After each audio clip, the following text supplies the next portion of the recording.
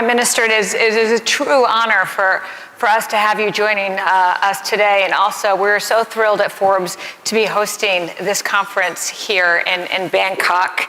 Your leadership arrives at what many say is one of the most profound moments of transformation for this region. A variety of different factors that we know, from evolving economic dynamics, global partnerships, technology, and the like. And Thailand very much sits at the center of this, given your unique role in the region. So today, I'm very eager to talk about your vision, both short-term and your longer-term vision for Thailand. I want to start off, you've been in office for 100 days. Many in this room are from the international business community, CEOs and the like, who may be less familiar with the dynamics of the region. For the benefit of this audience, can you give some perspectives on the developments that led you to taking on this role? And before we talk about some of your policies in greater depth, helping to understand where you see Thailand today in the context of where you hope to bring it forward. Thank you very much. Thank you, Maura, and thank you, Forbes, for having me. I'm very excited to be here. And I just told you and all the Forbes family that if it's going to be in Thailand, I wouldn't be this excited. So if it's in English, just a little bit nervous. Of course, today I had a chance to tell you about all the vision of Thailand. So this morning I had a chance to talk about the whole picture of Thailand in 2025. So let me tell you about, like, right now, this year, that since I became a prime minister, there's a lot of the trust and the confidence that I have to go and make people understand what we're standing right now, because all the investment right now is very important. Because over a decade that Thailand is not growing as fast as we expected to. So we need, like, new income for the country, like new investment for the country too. So the former Prime Minister, Srettha Thavisin, was planning on inviting all the investors to come to Thailand. As you can hear from the news, like Google and Microsoft and many more successful business to come and invest in Thailand. So the first month that I became a prime minister, there are a lot of investors that want to make sure that they still can invest in Thailand or not, if I still carry the policy or not, something like that. But luckily that we are from the same party, and we're very close. And then so as my government, I want to continue all the policies that about investment too. So first month, I went on and tell all the country, all the leaders, all the companies and CEOs that I still want to invest. I still want the people to invest more in Thailand. And of course, I got a very good feedback. And right now, when I had a chance to join many important meetings around the world, GMS, ASEAN, and I just got back from APEC, Peru. 2 days ago, I still woke up at 3 a.m. for 2 days now. But I had a really good talk with all the leaders, and they're very excited to invest in Thailand as well, and they see a very good chance, because, you know, I used to be in the private sector before. My family is doing a business, like hotel business, mostly about hospitality. So I understand, like, all the pain that can possibly happen for the private sector. So right now, I'm a government. When I get a chance to talk to all the CEO and people who interested in investing, I told them that the government fully support on all the investment, because I understand that, you know, we have to involve all the paperwork, all the steps that can be very painful for the private sector. And I understand that sometimes when you're not Thai and you come to Thailand and you think, where do I go next? What should we do? So we have the BOI that can fully support on, like, for the foreign investment. And I think right now we still have many good deals but still ongoing. That's very Some I can't really talk about, but some that already invested in Thailand, they want to invest more, such as Google, Microsoft. They want to invest more. They already invested about like data center, and that would create more jobs and more income for the country. So when I have a chance to talk to them, I told them that, of course, like in Thailand, people speak Thai, and if they can come up with the training course in English, in Thai, so can help Thai people understand more about like AI business, about technology business. So that's the first thing that I requested for doing the business in Thailand. And the next, I told them that I try to improve the education as fast as possible. That's many things that I have to do all together at once. So there's a lot of things that need to be improved because over a decade that Thailand is going slower than we expected. So we can't really do one thing to fix all the problems. We have to do many things. Just like we like building one watch, you know, we can't really miss anything, something like that. That's what I'm trying to do right now. So you've been spending your time laying the foundation in terms of the business case for Thailand, taking out some of the friction or pain points and challenges for businesses to be here, but also investing in education and the like to accelerate that transformation. You mentioned you were recently in Peru for the APEC meeting. You outlined several of your core agenda items, strengthening the country in the broader region, making it more stable for growth and the like. You've also introduced a comprehensive 10-point economic plan focused on really transforming many sectors of the economy. Can you walk us through your core priorities and one or two of those initiatives that you believe exemplify your broader vision for this next phase of Thailand?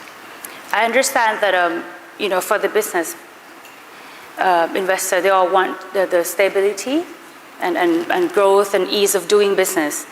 So I think it's very important to make sure that's going to happen in Thailand for sure. And like I can give you an example of like soft power that I think that's going to help a lot. Okay, Thailand has a very rich culture, and of course we can start from that. And I believe that people outside of Thailand, they think that when they want to come to Thailand, they understand the food, they understand the people, they understand the culture, and they want to know more about this. So I think this is, of course, like our soft power. So I want to enhance this, like, you know, when you have like Songkran, everybody knows Songkran. But the Songkran day is only like 3 days, like 13, 14, and 15. But in some province outside of Bangkok, they started Songkran since like 8th of April until 21st of April. When we have this kind of information, we try to make our country like connect all the events together. So when you come to Thailand, you can just like go any place in Thailand and enjoy Songkran during April, something like that. So to make like the festival goes around the country and make them like so you know, like if the tourists come in and spend more, stay longer, of course, it's going to benefit Thailand, of course. And just give you some example, like the number of the tourists. Like before the pandemic, everything was normal, everything was doing great. But after the pandemic, so the number of the tourists like decreased like dramatically. I think it happens around the world. So in Thailand, so only this year the numbers like increased 28%. So right now we have like 36 million tourists 1 year in Thailand. So we predict that maybe next year we can go back to the number of before the pandemic. And of course, the investment in Thailand is create like a lot more, like 40% more of the future business, 40% more. This is like the highest number in 10 years. So this is, I think like Thailand is doing a lot better. So I hope that, you know, if the politics is very stable, I think it's going to stable, everything is going to be more stable. People are going to trust more, like Thailand's not going to change too much and they will have more confidence to invest. So at first I have to build like the confidence, like domestic and international, both. I have to make Thai people believe in themselves too, that the government is supporting them in doing like new business. And you know, in this country, like 75% is the SME. So that's why the government came up with the policy to support the SME, like soft loan and all the law that we have to adjust, because some law is created like 30 years ago, you know, before this AI, before all the technology. So I have to look at all that, you know, conditions to fix it and to make it easier, especially for Thai people as well. You're activating and really expanding very, very important segments of the economy. You talked about soft power, tourism, and the like. You mentioned earlier some of the investment from a technology perspective.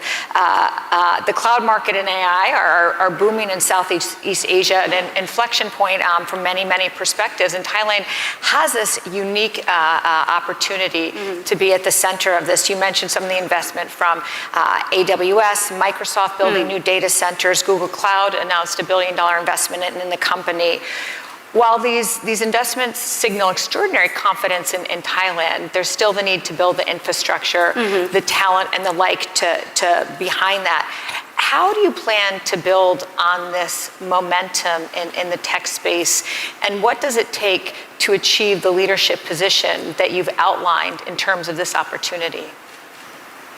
Of course, that the infrastructure is very, very important. I think like I have to build. It's come back to the same thing that I mentioned earlier about like we have to push everything all together. Not just one thing can fix all the problems that Thailand has been having, you know. But right now, like so under my leadership, I try to connect with other countries and people in my country as well to help out, like to make them understand more what I'm doing right now. So the thing that since I'm one of the youngest leader in the world, but the youngest leader in Thailand, and one of the very, very few female leaders and female in the world. leader, yes. But I was lucky that. Thank you. On the ASEAN stage, I was the only woman in all the leaders, but the APEC meeting, there were two, so me and the president of Peru, so two women, not so lonely anymore. Okay, back to the question. Yes, I try to make the confidence and everything, and I think that to build the infrastructure, for the inside problems in Thailand, so the government have done many things. In the past 1 year, we for the 3 years debt suspension for the farmers, we did that, and you know, all the help, the support. Before we have like a small package of help, like the money, and it didn't help that much. So we come up with the 10 million baht policy to help out the people. And the group of people we study that. This group of people, the first group of people that we hand the money directly to their hands, is because that this group of people, they would spend more than to save up. So that's why we prioritize the group first, and we just announced the policy that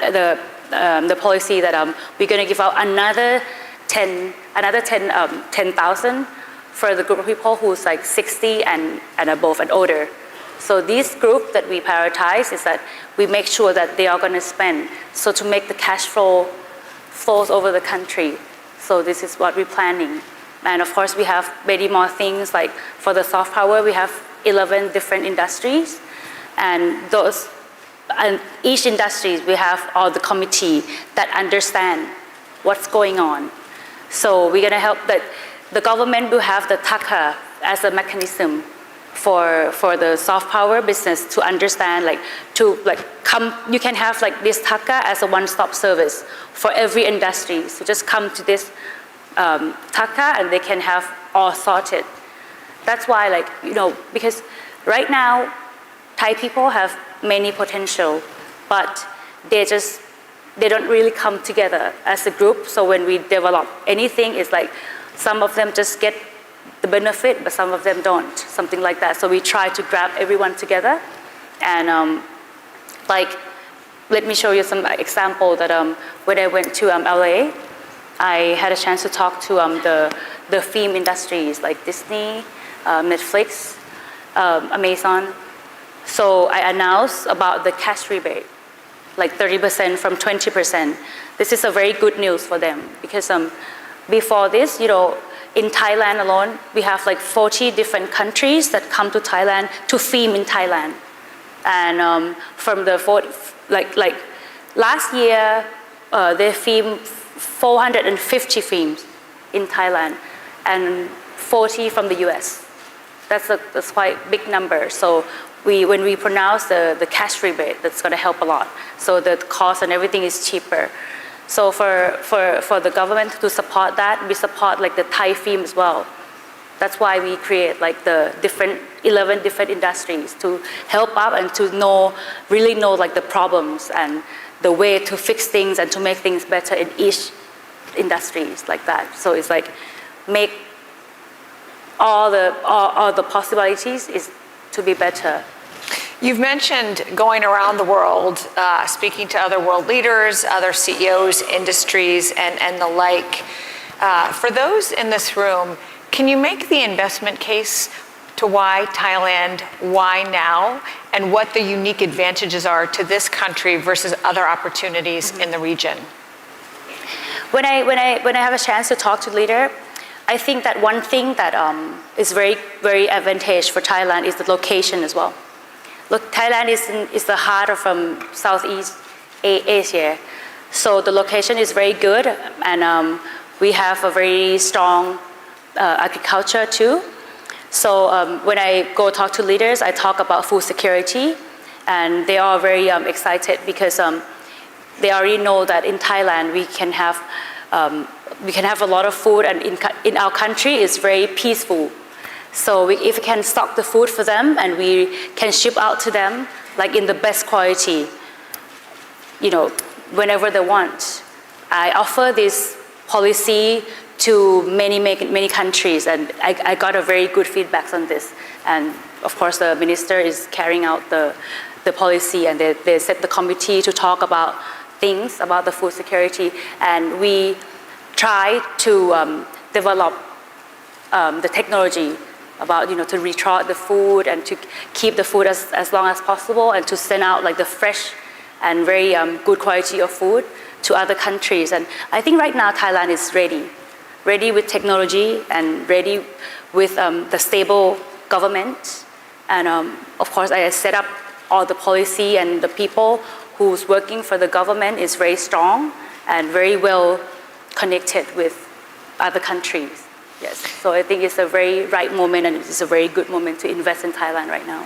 As you're going around the world, what's the most common question you get from world leaders or CEOs on the opportunities here? And is there one aspect of the Thailand transformation story that you don't think gets enough attention in terms of what it means for your broader vision? The first question when I met with all the leaders, they said, "How's your father?" I've never gotten that question. It's true. I try to answer like business-wise, but this is the first question, and I can't really lie about it. Well, we'll be hearing from him tonight, so. That's good. Yes, so they asked about my father, and then and the next question was my aunt, something like that. Yes. It's true though.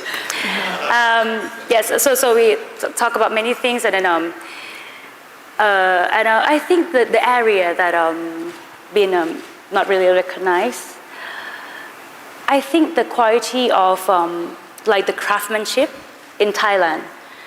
I learned this from doing the soft power policy before I became a prime minister. I really into this policy, and I have been all over the country as I was doing campaign while I was pregnant. I met a lot of people, and I talked to them. All the like the craftsmanship, they have a very good quality of work. But in Thailand, it's like you can get so little by doing so much. That's the thing that I feel that if I have a chance, I would improve this so much. Because I learned from the group of the organization that I talked to that all the craftsmanship in France, they get like so much money for doing like one watch, like Patek Philippe, something like that. They have particularly like one person who can do these kind of work, and they get so much money from that. So I feel that the labors in Thailand is very cheap. That's one of our policy as well, to increase the labor. But the labor the specialty like this, like the craftsmanship, like they can make like the amazing fabric, amazing textile and the print and everything, and they get so little. I feel bad, and I think that Thai people don't really understand that how good they are, and they're just like, oh, I can do just OEM. They can just support all the brands, and they don't even know that all the high brands just produce in Thailand. Everything is like made in Thailand, something like that, and they can sell like 200% more of the Thai people get. That's the one thing that I really want to fix that, and I want like around the world to see that how talented Thai people are. That's one thing that I really want to enhance. That's why like I go around the world wearing the Thai fabric all the time, because I feel proud. I feel proud to wear something like that. Of course, like I'm being myself like all the time. Maybe some people don't like that, but I just wear whatever I want and whatever I love. Like I can match like the Thai fabric with the high-end brand, something like that. It's just how I am, and I like to present Thailand the way I feel, like honest about it, something like that. So that's why like I'm so proud of Thai people for doing like these kind of products, to produce all the products that they have. Yes. But it seems like through these different initiatives, you are unlocking aspects of the economy, but also aspects of the workforce to really position Thailand in a different way, or a way that better reflects the country on a global stage, but also reinforces some of the things that you talked about as it relates to soft power and tourism, and understand the culture as a driver of economic value to the country as well. I want to shift gears a little bit in terms of Thailand on the world stage. Earlier this week, you had a conversation with President Trump, and this relationship between the U.S. and Thailand has deep roots. Thailand is Washington's oldest ally in Asia, but right now, obviously, there's many questions around the dynamics and relationships with trade between China and the U.S. and your relationship vis-a-vis this dynamic. As Washington unfolds under the Trump administration in particular, how do you think the return of Trump will impact these types of factors? Okay, first I want to answer like the first one first. When I go talk to the representative of the United States or China or many countries, we present ourselves as an active promoter of peace and common prosperity. That's one thing that is the key for me when I introduce Thailand. So for Mr. President Trump, I think like the market, the way he look at economic would shift a little bit, especially with like the export. They try to find, so we have to have the policy that can support this as well. We are aware of this, and right now we try to make Thai people understand that the way the policy that Mr. President like think or plan is it's one thing. So, but it's not going to be our problem because we have export around like 10% of the GDP to the States, and I plan to open more for the import stuff as well. Because like in Thailand we have a lot of good quality that can export. Like we have cows that many countries that contact us to export more cows and more products of Thailand. So this is like the thing that needs to be adjusted a little bit. But I think with the policy that we have and Mr. President have. I think we can adjust on that, and it's not something that impossible or anything. It's just something that shift a little bit, and I know that people are worried about this. This morning I already gave the speech in Thai about this as well, in quite in depth. So the government prepare for this as well. Mm-hmm. So you've had conversations with President Trump yes. in terms of the opportunities on the global stage. You're doing a number of these different initiatives in the region and internally to boost and activate the economy, attract foreign investment. When you think about the role that you would like Thailand to play in this region, that it can uniquely play in this region, what is that role? For Thailand, I think that we need to just make sure that we're ready for all the investment, especially for the future business, like technology, like data center and semiconductor. That we already have the committee to talk about this as well. And I think this role that to announce to the world that we're ready for the future investment, to future business investment, that's going to attract like around the world, because because a lot of changes happened during this year, this last year, and many years before. And when I can announce that this is like more stable and more back on track already, I think that's gonna, because then we have like a peaceful country too. So it's yeah. When you look at these different initiatives, and you talked so much about in terms of foreign investment, understanding the opportunities in this country, if you could fast forward 5 years from now, what is your hope in terms of the outcome of some of your policies and the vision that you are laying out today?